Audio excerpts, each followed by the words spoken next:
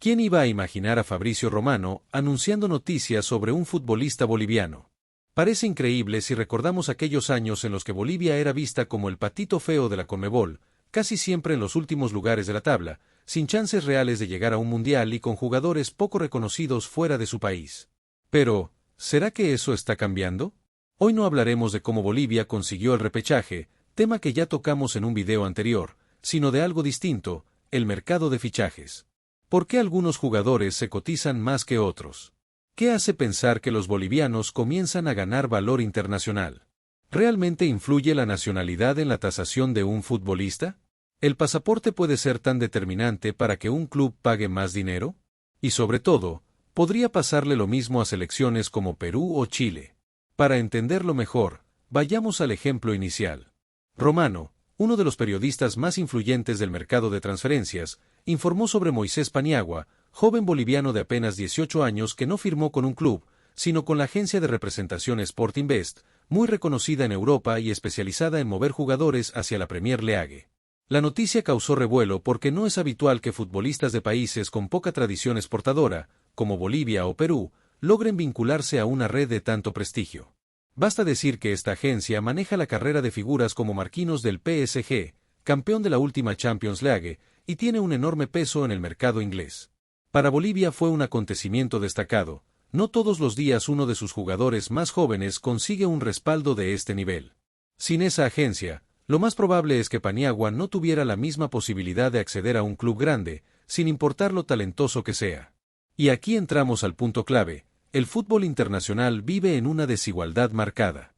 No todos los jugadores son valorados igual, y muchas veces la diferencia no está en el talento, sino en quién los representa y en qué contactos tienen detrás. Por eso, un futbolista de selecciones como Bolivia, Perú o la actual Chile difícilmente pueda mover grandes cifras en el mercado, simplemente porque carece de un entorno que lo impulse. Cuando un futbolista no cuenta con una agencia de renombre que lo respalde, ni con un representante con contactos sólidos, y además su nacionalidad no tiene gran peso en el mercado internacional, sus posibilidades se reducen mucho. Para algunos esto puede sonar como un mito, pero en realidad es una verdad evidente. En el fútbol global, el valor de un jugador se mide principalmente en base a tres aspectos: su talento, su edad y su nacionalidad. No es lo mismo en términos de mercado un jugador peruano o boliviano que uno brasileño o español. Los clubes están más habituados a invertir en futbolistas de ciertos países que históricamente producen grandes figuras. En cambio, cuando el jugador proviene de una nación con poca tradición exportadora, las ofertas suelen ser menores, menos dinero en fichajes, sueldos más bajos y menos oportunidades. A esto se suma un detalle clave: el pasaporte europeo. En muchos casos, a los argentinos se les facilita obtener ciudadanía italiana o española, lo que abre puertas en Europa porque no ocupan plaza de extranjero y son considerados como parte de la Unión Europea. De ahí que veamos tantos argentinos en las ligas más competitivas del mundo. La situación es distinta para países como Perú, Chile, Bolivia o incluso Ecuador. La mayoría de sus futbolistas solo cuentan con la nacionalidad de nacimiento, lo que complica su acceso a Europa. Por eso muchos terminan buscando alternativas en ligas como la mexicana o la estadounidense, que ofrecen mayor visibilidad y mejores condiciones económicas.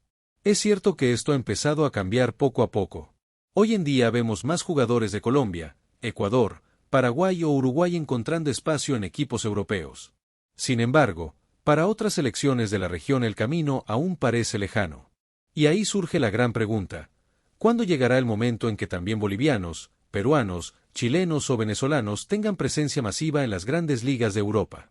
La gran duda es si realmente falta talento, o más bien, lo que escasea son los contactos, los representantes y las agencias que pueden abrir las puertas correctas. Y ahí volvemos al caso de Moisés Paniagua, quien logró firmar con una agencia de gran prestigio. Nos guste o no, en el fútbol actual la agencia tiene un peso enorme, y hay una razón clara: cuando un club busca fichar a alguien, casi siempre prefiere hacerlo a través de intermediarios. A los dirigentes no les gusta negociar directamente con el jugador, porque al tener un representante de por medio siempre hay espacio para repartir comisiones. Es por eso que los precios de muchos fichajes parecen tan altos. La cifra no va íntegramente al club vendedor, sino que se divide entre agentes, intermediarios y otros actores del negocio. De ahí la importancia de contar con un representante fuerte o pertenecer a una agencia reconocida. De lo contrario, las oportunidades en Europa se reducen y la alternativa termina siendo fichar por ligas de bajo nivel, sin visibilidad internacional. El fútbol de hoy sigue premiando el talento, sí, pero sobre todo se sostiene en redes de contactos, y ahí es donde muchos jugadores bolivianos no han tenido tanta suerte históricamente. Sin embargo, lo ocurrido en las últimas eliminatorias le dio una vitrina muy valiosa a Bolivia. Haber llegado al repechaje les brindó exposición, y si logran ganar ese duelo y clasificarse al Mundial, la imagen del futbolista boliviano mejorará todavía más. Además, hablamos de la selección más joven de la eliminatoria, lo que hace que sus jugadores resulten más atractivos en el mercado. Ya no genera tanta desconfianza fichar a un boliviano, porque existe la sensación de que su proyecto deportivo funcionó, llegaron al repechaje con una camada juvenil, y eso vende bien de cara al futuro. Claro que todo pudo salir de otra manera. Si Bolivia se quedaba fuera, como parecía hasta la última fecha cuando estaban octavos, hoy no se hablaría de proyección, sino de fracaso. Pero esa victoria contra Brasil cambió la percepción, fue un golpe mediático que puso a sus jugadores en el mapa.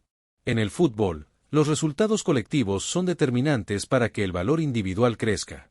Un buen ejemplo es lo que pasó con Colombia en el Mundial de Brasil 2014, aquella actuación extraordinaria disparó la cotización de sus futbolistas, y hasta hoy, más de una década después, siguen mejor posicionados en el mercado que lo que estaban antes de ese torneo.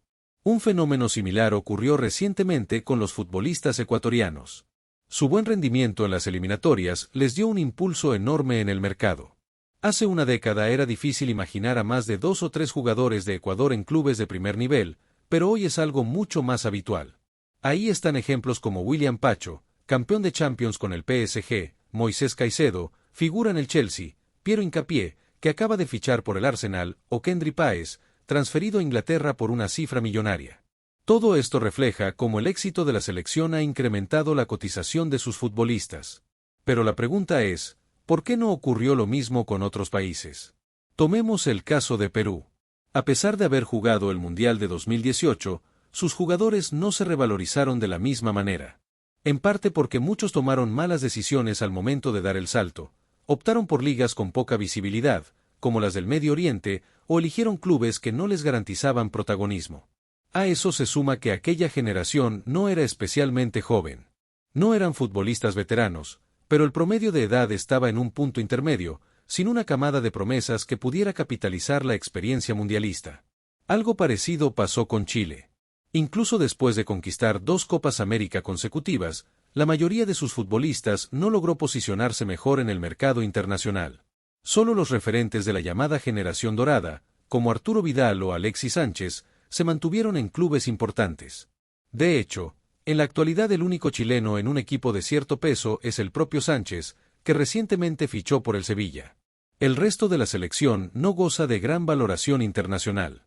A diferencia de lo que ocurrió con Colombia o Ecuador, en países como el nuestro no hemos logrado dar ese salto porque no existe una verdadera visión de negocio alrededor de los futbolistas. No se planifican bien los proyectos ni se eligen con cuidado los clubes a los que van, y muchas veces los representantes priorizan su propia comisión antes que el desarrollo de la carrera del jugador. Poco importa si termina en una liga sin relevancia o en un equipo donde apenas tendrá minutos. Por eso no es raro ver a jugadores peruanos en campeonatos de bajo perfil como los de Letonia, Suecia o Rumanía, torneos con escasa visibilidad internacional. Claro que hay cierta carencia de talento, eso es innegable, pero tampoco parece que Bolivia tenga una cantidad mucho mayor de jóvenes promesas en comparación con Perú o Chile. En todo caso, el nivel es bastante parecido. La diferencia está en que bolivianos sí se animaron a apostar por esa generación, mientras que en Perú y Chile no se corrió ese riesgo. Dar espacio a los jóvenes implica incertidumbre, pero también una gran oportunidad. Y si Bolivia sabe capitalizar el momento actual, los beneficios a mediano y largo plazo pueden ser muy importantes.